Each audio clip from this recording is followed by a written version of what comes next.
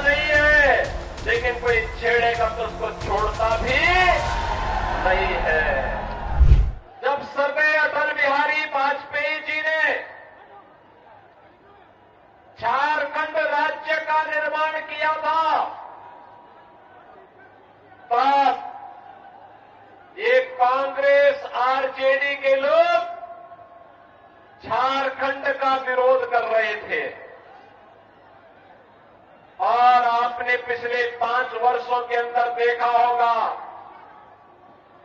झारखंड मुक्ति मोर्चा के साथ मिलकर के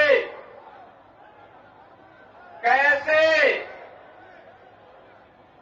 कांग्रेस और आरजेडी ने लूट खसोट मचाई है, ये तो आपने देखा होगा। झारखंड मुक्ति मोर्चा की सरकार के एक मंत्री के घर में नोटों के पहाड़ मिले, नोटों के पहाड़। आलमगीर के यहां नोटों का पहाड़ पड़ा मिला है। और कांग्रेस के एक सांसद के घर में 350 करोड़ रुपए मिले। मशीन नोट गिनने की 27 मशीनें लगाई गई, मशीनें फेल होती गई, लेकिन नोट के पहाड़ वहां से निकलने बंद नहीं हुए थे। बहनों और भाइयों, मैं पूछना चाहता हूं, जिस झारखंड का निर्माण स्वर्गीय अटल बिहारी वाजपेयी जी ने एक सुंदर और विकसित झारखंड बनाने की संकल्पना के साथ किया था, झारखंड के हमारे नागरिक, यहां के जनजातीय बंधुगणों का उत्थान हो, उन्हें विकास की मुख्य धारा के साथ जोड़ करके योजनाओं का लाभ दिया जा सके, उनके लिए जो पैसा आना चाहिए था, जो लगना चाहिए था, जब उसमें झारखंड मुक्ति मोर्चा के मंत्री, कांग्रेस के सांसद, आरजेडी के लोग ऐसे ही डकैती डालते, तो स्वाभाविक रूप से वो पैसा इन गरीबों तक पहुंचेगा कैसे। और इसीलिए झारखंड पहले की तुलना में ज्यादा खराब स्थिति में इन्होंने पिछले 5 वर्ष के अंदर पहुंचाया है। बहनों और भाइयों, मैं आज यही आह्वान करने के लिए आपके पास आया हूं। एक तरफ पिछले 10 वर्ष में प्रधानमंत्री मोदी जी के नेतृत्व में हम एक नया भारत देख रहे हैं, एक नया भारत जो एक भारत भी है और श्रेष्ठ भारत भी है। एक भारत श्रेष्ठ भारत की परिकल्पना को साकार होते हुए हमने देखा है। भारत की सीमाएं मोदी जी के नेतृत्व में सुरक्षित हुई है।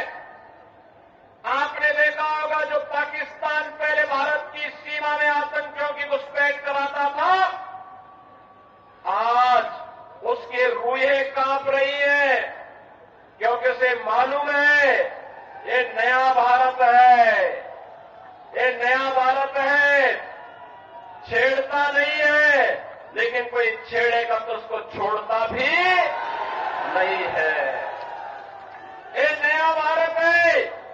अगर पाकिस्तान किसी आतंकी को भारत के अंदर घुसाता है, तो भारत के बहादुर जवान उस आतंकवादी को जहन्नुम की यात्रा में भेजने का काम कर देते हैं, वह वापस पाकिस्तान नहीं पहुंच पाता है। देश के अंदर आतंकवाद की जड़ कश्मीर की धारा 370 समाप्त हो गई। और यही नहीं, आज तो देश के अंदर बड़े बड़े कार्य मोदी जी के नेतृत्व में हाईवे के, रेलवे के, एयरपोर्ट के निर्माण का आपने कल देखा होगा। प्रधानमंत्री जी ने बिहार के दरभंगा में एम्स का शिलान्यास किया।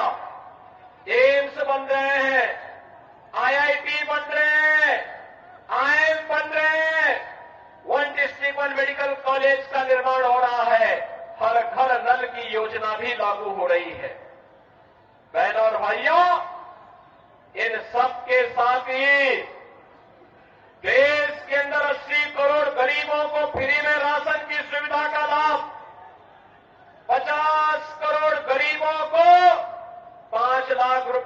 प्रतिवर्ष स्वास्थ्य का निःशुल्क उपचार की व्यवस्था, और मोदी जी ने तो ये भी आदेश कर दिया है कि 70 वर्ष से ऊपर के हरेक बुजुर्ग को फ्री में उपचार की 5 लाख रुपए की फ्री में उपचार की व्यवस्था हर वर्ष करेंगे।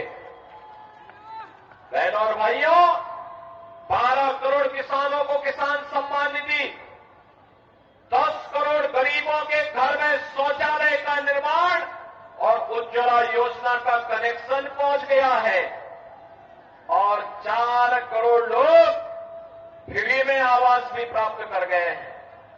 मैं पूछना चाहता हूं, ये काम कांग्रेस भी कर सकती थी, आरजेडी भी कर सकती थी, इन्होंने नहीं किया।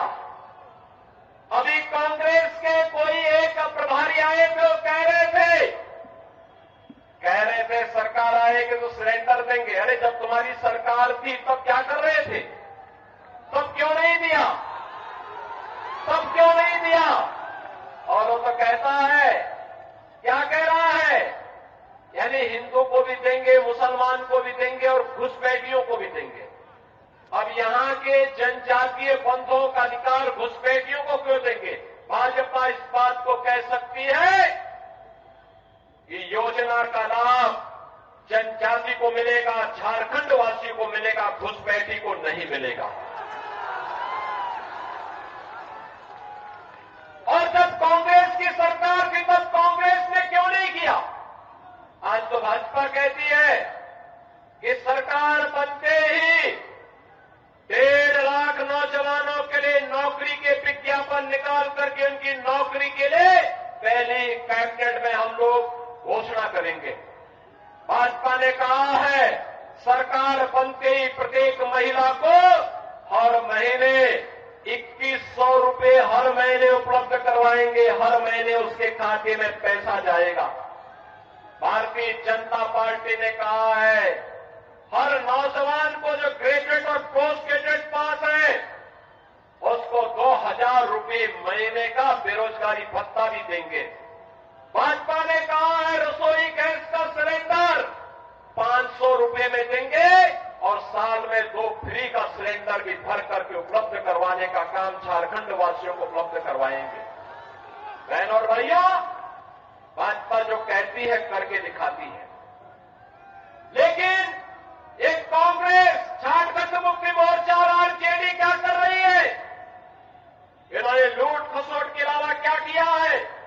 आज झारखंड को लव जेहाद और लैंड जेहाद का अड्डा बना दिया है।